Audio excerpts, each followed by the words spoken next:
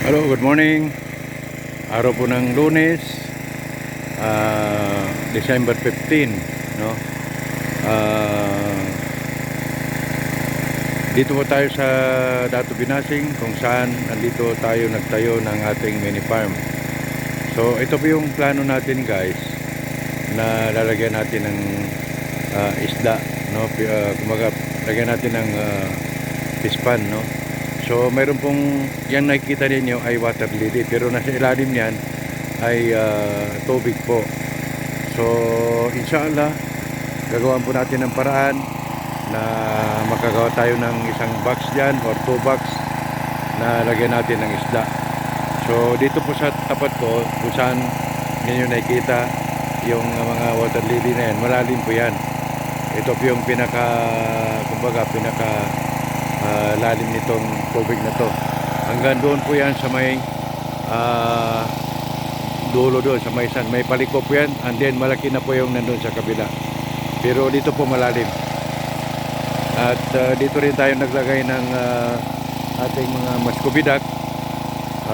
Papakita ko sa inyo, guys. Ito po yung muscovy duck.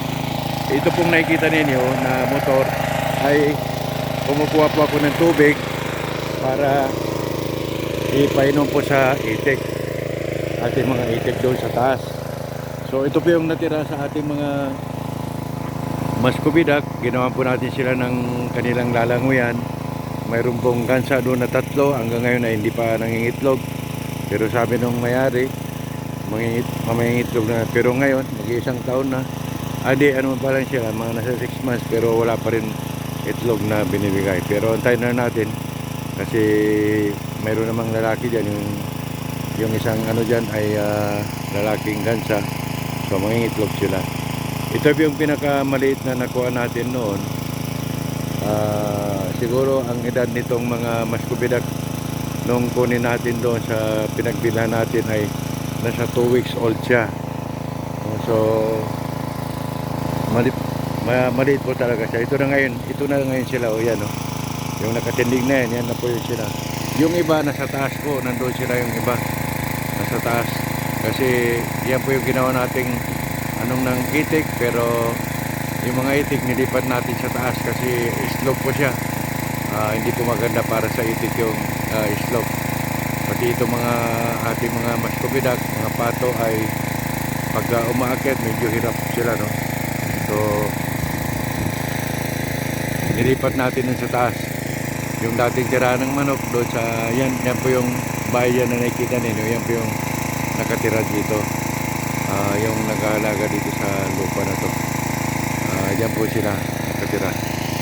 So yan guys, ito yung view ng ating gagawa ng isda dyan, no?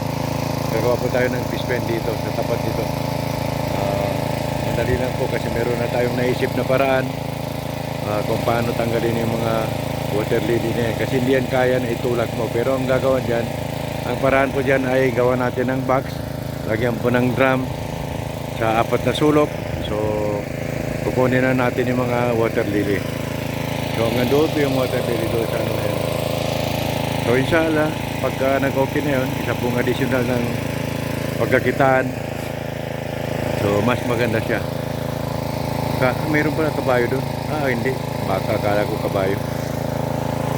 So yan po yung mga niyog na yan, guys. Itong bago lang ay nag-harvest si tatay ni Mrs., si Papa.